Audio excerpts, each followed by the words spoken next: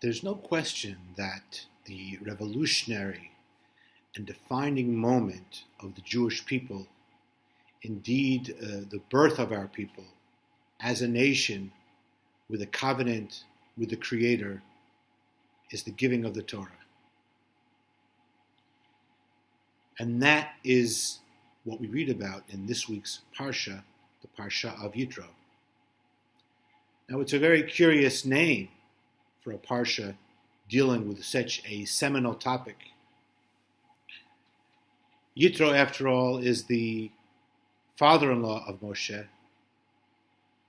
the unlikely convert who was never in Egypt, never liberated from Egypt, who didn't follow the nation to the Red Sea, and indeed appears only this week to rejoin Moshe and the people. It's a strange contrast.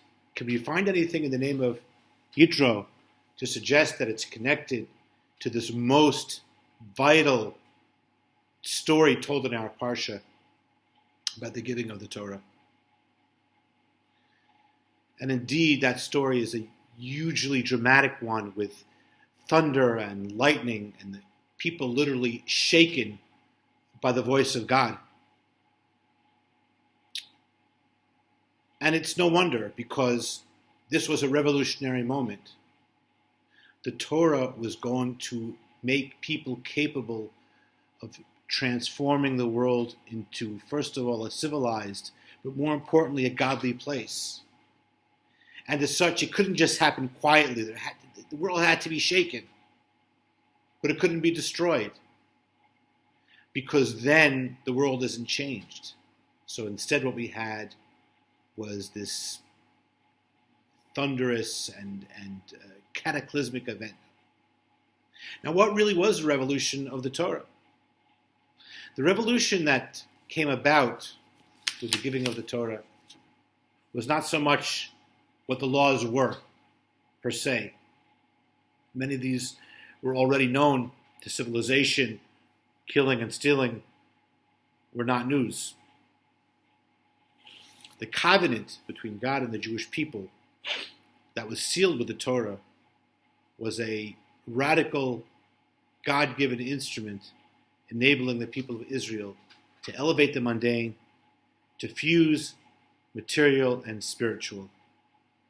And when they do this, they will be carrying out the very purpose of creation, as described in the Midrash and frequently emphasized in the Hasidic teachings, as the true reason for creation, which is that God desired that there be a dwelling place for His presence in lower worlds.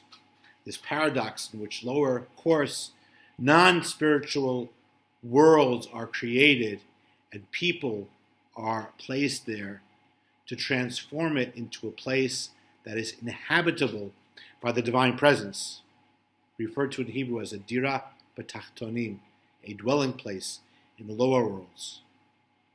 So that purpose is not fulfilled unless the very lowest aspects of creation, even the lowest aspects of creation, are elevated as well.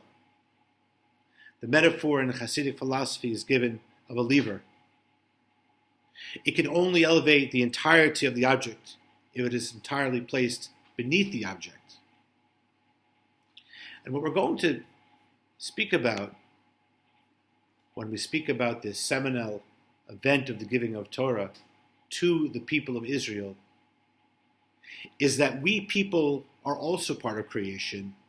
And when we say that the lowest aspects of creation need to be elevated, it refers to ourselves as human beings as well. The lowest aspects of our persona must also be included and lifted up by the Torah. And this is what then transformed the universe. And the climax and the true denouement of the fulfillment of this purpose occurs when this dwelling place is implemented.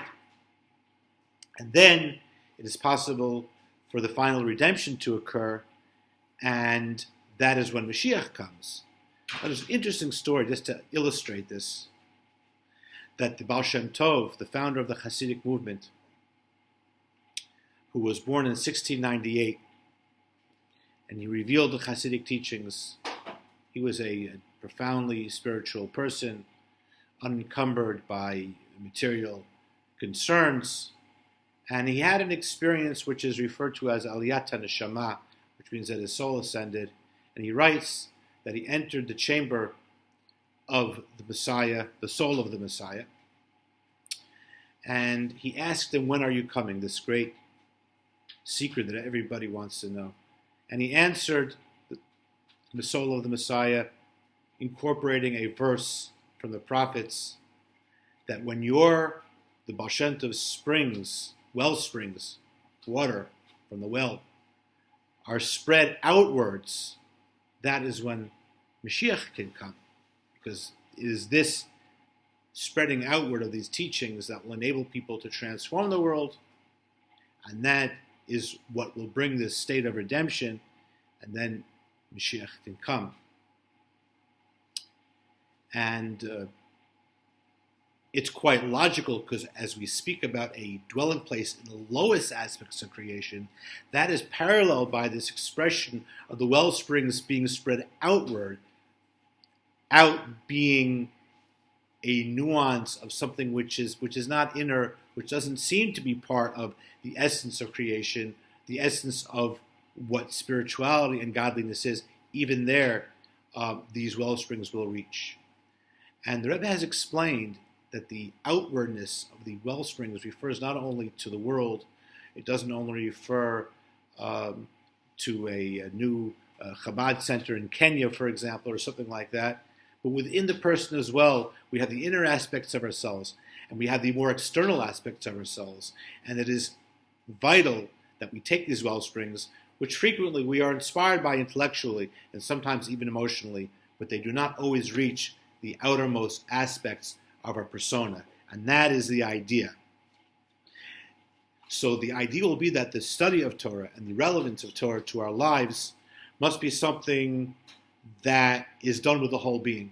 It should not be looked at something that is special for inspiring moments. Rather, it should be looked at as an integral part of our everyday life and guiding every step of our life.